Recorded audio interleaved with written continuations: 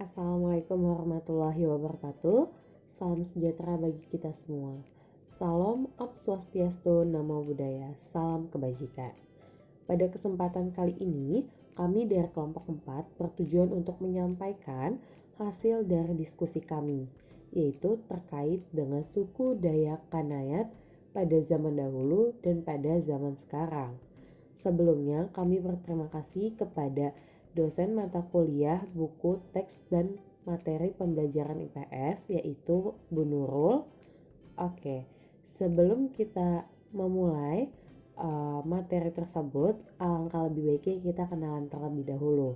Di kelompok 4 ini beranggotakan 4 orang. Yang pertama ada saya sendiri, yaitu Nabila Konsa, dan ketiga teman saya, yaitu ada Raja Maulana, Dea Panzela, dan Farah Adila. Hello everyone, sebelum kita mempelajari terlalu jauh tentang suku Dayak Kanayat, lebih baik kita tahu dulu nih, apa sih suku Dayak ini secara umum? Oke, Dayak merupakan sebutan bagi penduduk asli Pulau Kalimantan. Suku Dayak menurut Lotan tahun 1974 terdiri dari 6 suku besar dan 405 sub-suku kecil yang menyebar di seluruh daerah pedalaman Kalimantan. Masing-masing sub-suku Dayak mempunyai adat istiadat dan budaya yang mirip, sesuai dengan sosial kemasyarakatan, adat istiadat, budaya, maupun bahasa yang khas pada masing-masing sub-suku tersebut, baik Dayak di Indonesia maupun Dayak di Sabah dan Sarawak, Malaysia. Mereka menyebut dirinya dengan kelompok yang berasal dari suatu daerah berdasarkan nama sungai, nama pahlawan, nama alam, dan sebagainya. Misalnya, suku Iban, asal katanya dari kata Ian. Dalam bahasa Kayan, Ian artinya adalah pengembara. Demikian juga menurut sumber lain bahwa mereka menyebut dirinya dengan nama suku Batang Lupar karena berasal dari Sungai Batang Lupar, daerah perbatasan Kalimantan dengan Sarawak, Malaysia. Suku Maulang Dayak Bukit Kanayat berasal dari bukit ataupun gunung bawang.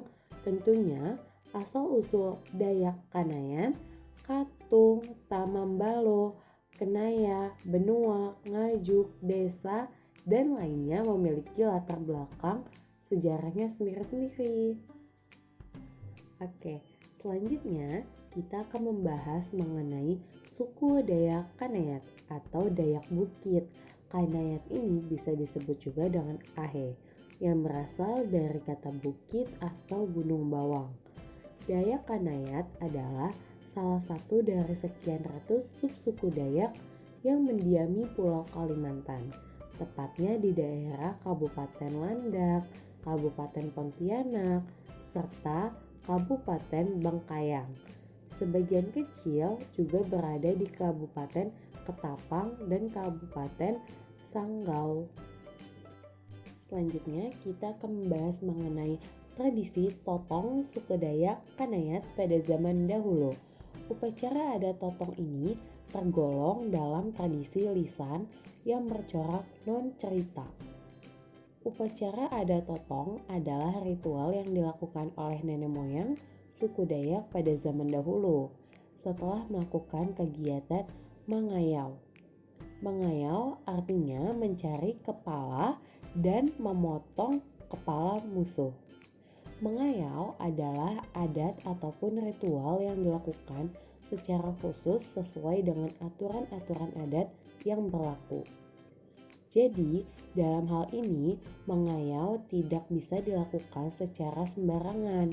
Menurut adat mengayau, sesungguhnya adalah hukuman yang teramat berat bagi pihak yang menang.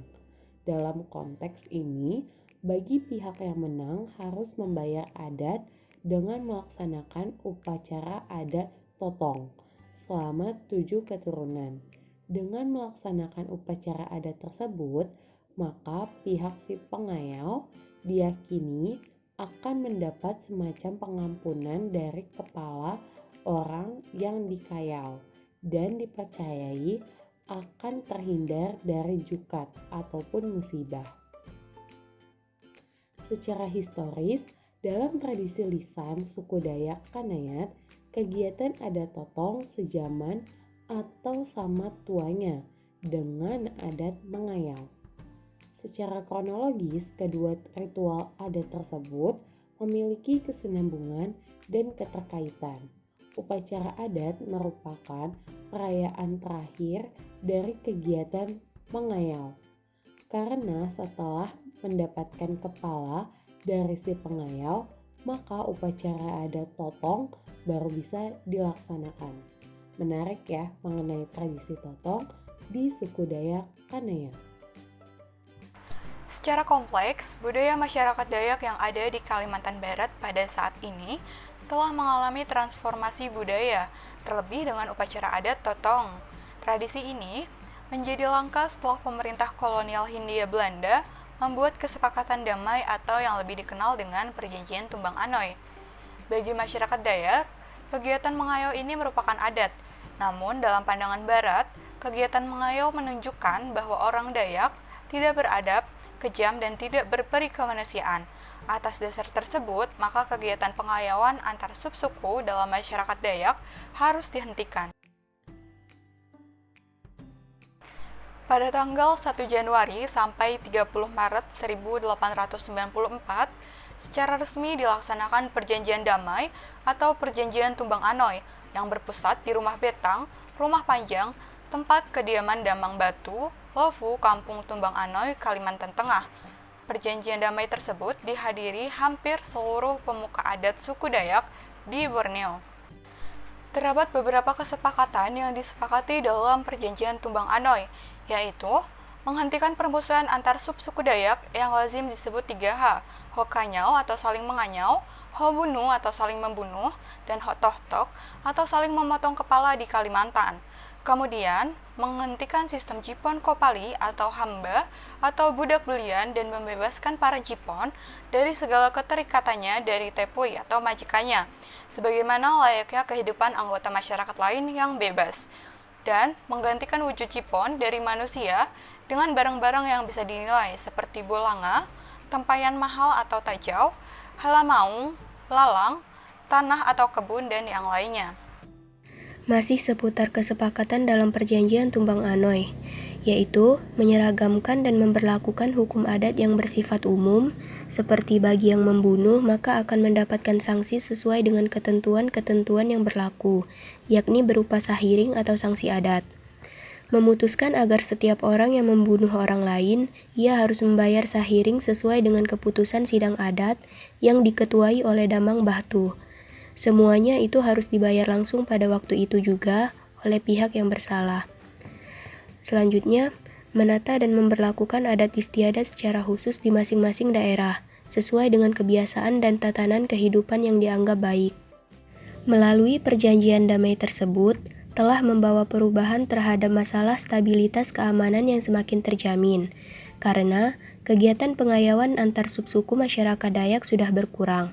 Selain itu, masalah jipen atau perbudakan yang telah dipraktekkan penguasa suku Dayak jauh sebelum pendudukan Belanda di Kalimantan telah dihapuskan melalui Perjanjian Tumbang Anoy ini. Pengaruh agama Katolik. Upacara totok bertujuan untuk memohon atau memuja kepada Tuhan mereka sendiri, yaitu Jubata atau yang berarti Sang Pencipta. Apabila ditinjau dari 10 firman Allah dalam alinea pertama, ini sangat bertentangan dengan ajaran agama Katolik. Karena dalam ajaran agama Katolik, bentuk kepercayaan semacam ini dikategorikan ke dalam bentuk penyembahan berhala atau penyangkalan terhadap Allah yang Maha Esa. Oke, selanjutnya kita akan membahas mengenai modernisasi pada upacara adat totong. Di tengah-tengah modernisasi dan transformasi budaya yang terus terjadi, upacara adat totong telah jarang dilaksanakan oleh masyarakat Dayak Kanayatan. Karena menurut tradisi, kepala hasil mengayau boleh dikubur atau dibakar setelah dipelihara selama 7 keturunan.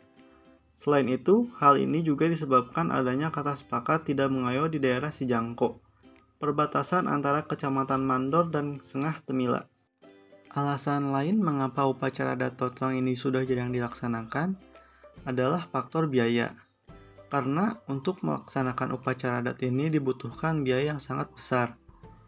Upacara adat ini juga harus disesuaikan dengan asal-usul keluarga dan keturunan yang cerdik, pandai adat, dan dikhawatirkan mendapatkan jukat atau musibah. Alasan lain mengapa upacara adat totong ini sudah jarang dilaksanakan adalah faktor biaya. Karena untuk melaksanakan upacara adat ini dibutuhkan biaya yang sangat besar. Upacara adat ini juga harus disesuaikan dengan asal-usul keluarga dan keturunan yang cerdik, pandai adat, dan dikhawatirkan mendapatkan jukat atau musibah. Oke, selanjutnya dilihat dari segi fungsinya. Upacara adat totong telah mengalami pergeseran. Jika zaman dahulu upacara adat totong dilaksanakan dalam rangka untuk mengaktualisasikan diri agar mendapatkan pengampunan dosa dari Jubata atau Sang Pencipta, selain itu, menurut kepercayaan masyarakat Dayak Kanayatan yang terdapat di Kecamatan Menyuke, upacara adat ini sangat berperan penting bagi kehidupan. Pada konteks ini, apabila dalam kehidupan masyarakat mengalami berbagai macam jukat atau musibah, semisalnya penyakit dan hasil panen mengalami penurunan dalam periode 4 tahun terakhir, maka diadakanlah upacara adat totong. Dalam perkembangannya saat ini, upacara adat totong cenderung dilaksanakan lebih pada unsur ekonomis. Setelah selesai menyelenggarakan upacara adat totong, dilanjutkan dengan acara kesenian daerah yakni Jonggan, yang nantinya dapat mengundang munculnya warung, perjudian, mabuk-mabukan, dan yang lainnya. Dengan demikian, jika dilihat dari kacamata adat, hal ini tentunya sangat bertentangan atau menyimpang dari upacara adat totong yang sesungguhnya. Oke, sekian presentasi dari kelompok 4 terkait materi suku Dayak Kanayatan pada zaman dahulu dan pada zaman sekarang. Kurang lebihnya mohon maaf, terima kasih. Wassalamualaikum warahmatullahi wabarakatuh.